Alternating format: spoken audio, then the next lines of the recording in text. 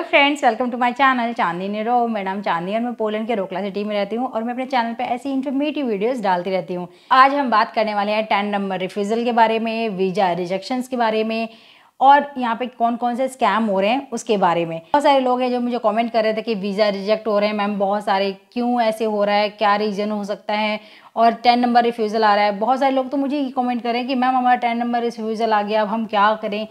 तो ये सब चीज़ों के बारे में हम इस वीडियो में डिस्कस करने वाले हैं। तो ये वीडियो बहुत इंपॉर्टेंट होने वाला है, तो पूरा देखिए। इससे पहले जो भी मेरे चैनल पे नए हैं प्लीज़ मेरे चैनल को सब्सक्राइब कर लीजिए और बेल आइकन को भी प्रेस कर लीजिए ताकि न्यू वीडियो का नोटिफिकेशन आपको मिलते रहे। बहुत सारे लोग हैं जो मेरा वीडियो देखते हैं पर मुझे सब्सक्राइब नहीं कर रखा, तो प्लीज़ सब्सक्राइब भी कर लो ताकि मुझे मोटिवेशन मिले और ऐसी आपके लिए मैं इन्फॉर्मेटिव वीडियो बनाती रहूँ ताकि आपकी हेल्प हो सके। तो पहले जो है कि हम वीज़ा रिजेक्शन के बारे में बात कर लेते हैं कि वीज़ा रिजेक्शन होता क्यों है। वीज़ा रिजेक्शन होने के बहुत सारे कारण हो सकते हैं, जैसे कि आपका डॉक्यूमेंट अच्छे से प्रिपेयर नहीं होना, इनकम्प्लीट होना, या फिर मिसमैच होना।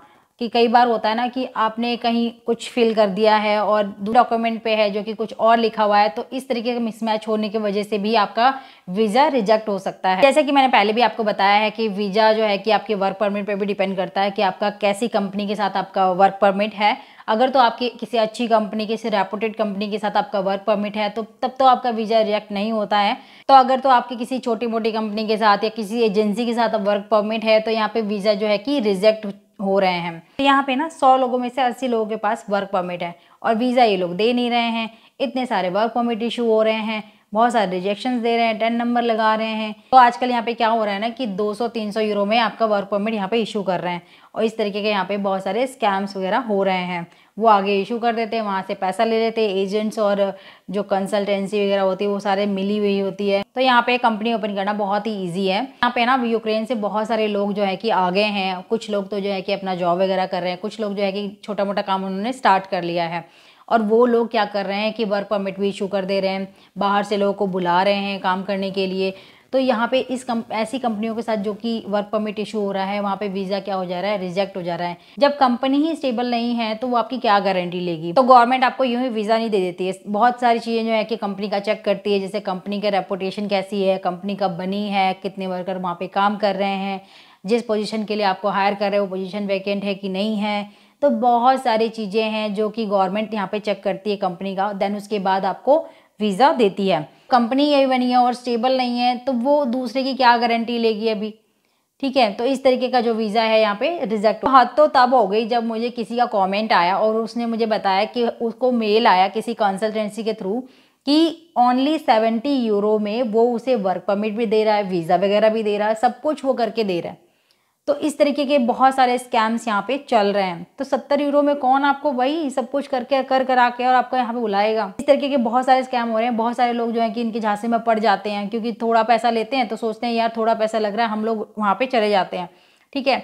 तो वहाँ पे उनका पैसा जाके और फंस जाता है, फिर कुछ होता तो है नहीं। इस तरीके के जो है कि जो भी मेल आती है या फिर मैसेज आता है उसे इग्नोर करें और बचे इन सारे स्कैम्स वगैरह से। तो मैं आपको सजेस्ट करूँ कि जब भी आप वर्क परमिट किसी कंपनी के साथ लेते हैं तो प्लीज़ आप जाके गूगल पे एक बार सर्च कर लें उस कंपनी के बारे में कि वो कंपनी कब बनी है, कितने वर्कर वहाँ पे काम कर रहे हैं, कहाँ पे है, वो सब कुछ जानकारी जो है कि गूगल पे आपको मिल जाती है। तो प्लीज़ एक बार सर्च कर लें उस कंपनी के बारे में, देन आप आगे का प्रोसेस आप करें। जब आप इतना पैसा इन्वेस्ट कर रहे हैं इसमें तो आपको जो है कि सब कुछ पता होना चाहिए। तो आप सब कुछ जो है कि एजेंट पे क्यों छोड़ रहे हैं कि एजेंट ही आपको बताएगा वो सच बता रहा है, ठीक है। आप खुद भी तो पता करें, आप खुद गूगल पे जाएं, सर्च करें उस कंपनी के बारे में, क्या है क्या नहीं है, कैसी कंपनी है, क्या कहाँ कितने वर्कर काम कर रहे हैं, क्या नहीं है। तो सब कुछ आप जो है कि गूगल पे सर्च कर सकते हैं, इजीली मिल जाता है। तो है कि 200-300 वाला जो स्कैम चल रहा है ना, ये वर्क परमिट वाला, ये यहाँ पे बहुत चल रहा है। ये एजेंट और कंपनी, छोटी मोटी जो कंपनियां होती है वो मिली होती हैं और इस तरीके का वो वर्क परमिट इशू कर देती हैं और लोगों को बोलती हैं हम रिफंड भी कर देंगे, और कई तो यार तो रिफंड भी नहीं करती हैं।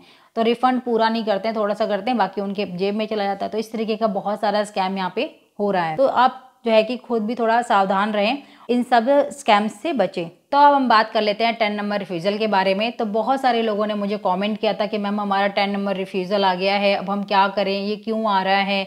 और एक ने तो मुझे कमेंट किया था कि उसने रीअपील भी कर दिया था, फिर उसके बाद भी उसका रिफ्यूज़ल आ गया है। ये जो 10 नंबर रिफ्यूज़ल है ना, ये बहुत ही आ रहा है लोगों के वीज़ा में। तो देखते हैं कि ये क्यों आ रहा है, क्या कारण हो सकता है ये 10 नंबर रिफ्यूज़ल आने का। तो अगर तो पोलैंड की गवर्नमेंट को आपके स्टेटमेंट में कोई भी डाउट क्रिएट होता है तो वहाँ पे ये 10 नंबर रिफ्यूज़ल वगैरह देती है। सपोज आपने एम्बेसी में जो भी डॉक्यूमेंट्स दिए हैं या स्टेटमेंट दिया है, ठीक है, वो इनकरेक्ट हो गए, मिसमैच हो गए, तो वहाँ पे 10 नंबर रिफ्यूज़ल आपको दे देते। तो इसे एक एग्जांपल से समझते हैं कि आपने जो डॉक्यूमेंट या स्टेटमेंट आपने एम्बेसी में सबमिट किया है वो आपके सपोर्टिंग डॉक्यूमेंट से मैच होने चाहिए।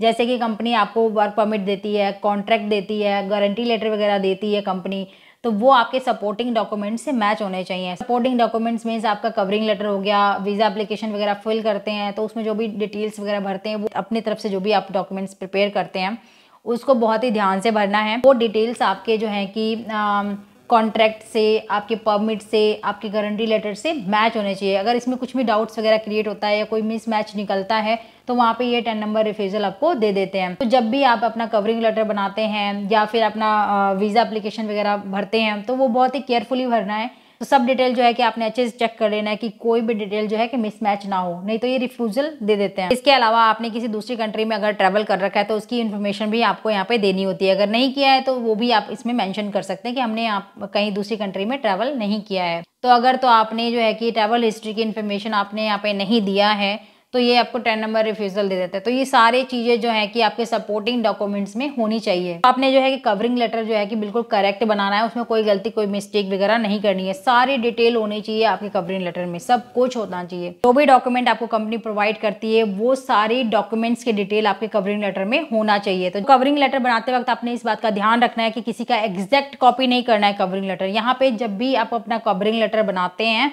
उसमें थोड़ा सा जो है कि थोड़े से चेंजेस कर दे अपने तरीके से, ताकि वो एक जेन्युइन लगे कवरिंग लेटर और वहाँ पे आपका जो है कि 10 नंबर रिफ्यूज़ल ना है। क्योंकि अगर यहाँ पे क्या हो रहा है ना कि अगर एग्जैक्ट कॉपी किया हुआ किसी का कवरिंग लेटर किसी ने यूज़ किया है, उसमें बस डिटेल चेंज की है, बाकी सब कुछ सेम है, तो वहाँ पे ना ये 10 नंबर रिफ्यूज़ल दे रहे हैं। तो इसलिए कवरिंग लेटर भी बड़े ध्यान से बनाना है और थोड़े बहुत चेंजेस अपने तरीके से करने हैं। आप जो है कि अपना कवरिंग लेटर और अपना रिज्यूमे खुद भी बना सकते हैं। मैंने पहले अपने लास्ट वीडियो में भी बताया है कि आप जो है कि europa.eu साइट के थ्रू अपना कवरिंग लेटर और अपना सीवी इजीली बना सकते हैं। नेक्स्ट है सीवी। तो सीवी में कोई भी इनकंसिस्टेंसी नहीं होनी चाहिए, नहीं तो ये 10 नंबर रिफ्यूज़ल दे रहे हैं। अगर तो आप किसी कंपनी में काम कर रहे हैं करंटली और अपने सीवी में भी आप दिखा रहे हैं कि आप करंटली वर्किंग है और आपके एक्सपीरियंस लेटर में कि आपको 3 साल का एक्सपीरियंस है और आपने काम छोड़ दिया है यहाँ से, तो जब ये थोड़ा डिफरेंस देखने को मिलता है ना तो वहाँ पे ये 10 नंबर रिफ्यूज़ल दे देते हैं। और सेम चीज़ बाहर जो काम कर रहे हैं मतलब दूसरी कंट्री में काम कर रहे हैं उनके साथ भी है। तो आपने ध्यान रखना है कि जो आपके सीवी में मेंशन कर रखा है आपने जो, वो आपके एक्सपीरियंस लेटर में भी वही होना चाहिए। तो जब भी आप वीज़ा इंटरव्यू के लिए जा रहे हैं तो इस बात का ध्यान रखें कि आपसे वहाँ पे कुछ भी पूछ सकते हैं, तो आपको सब कुछ पता होना चाहिए अपनी कंपनी से रिलेटेड, अपने जगह से रिलेटेड। लाइक जैसे कंपनी का नाम, कंपनी का एड्रेस क्या है, आपका डेजिग्नेशन क्या है, सैलरी क्या है, और आप किस जगह पे जा रहे हैं, मतलब किस कंट्री में किस जगह पे जा रहे हैं, किस होटल में आप रुकने वाले हैं। तो ये सारी चीज़ें जो है कि आपसे पूछ सकते हैं वहाँ पे, तो ये सब चीज़ें आपको याद होनी चाहिए। ये थी कुछ 10 नंबर रिफ्यूज़ल और वीज़ा रिजेक्शन के बारे में। जो जो बातें मैंने यहाँ पे बताई हैं उन सब बातों का आपने ध्यान रखना है। अगर तो आपका जो है कि 10 नंबर रिफ्यूज़ल आ गया है, आप री अपील करने वाले हैं, तो अपने सारे डॉक्यूमेंट्स को दोबारा से चेक करें। अगर कोई गलती होती है तो आप उसे करेक्ट करके देन आप री अपील करें, आपका जो है कि वीज़ा डेफिनेटली आ जाएगा। आई होप कि आपके वीज़ा रिजेक्शन और 10 नंबर रिफ्यूज़ल के बारे में सारे डाउट्स क्लियर हो गए होंगे। अगर कोई डाउट रह भी गया है तो आप मुझे कमेंट कर सकते हैं, मैं उसका रिप्लाई करूंगी आपको। अगर ये वीडियो इन्फॉर्मेटिव लगा हो तो प्लीज़ लाइक कर दीजिए, सब्सक्राइब कर लीजिए मेरे चैनल को। मिलते हैं ऐसे नए और इन्फॉर्मेटिव वीडियो के साथ। Till then bye bye.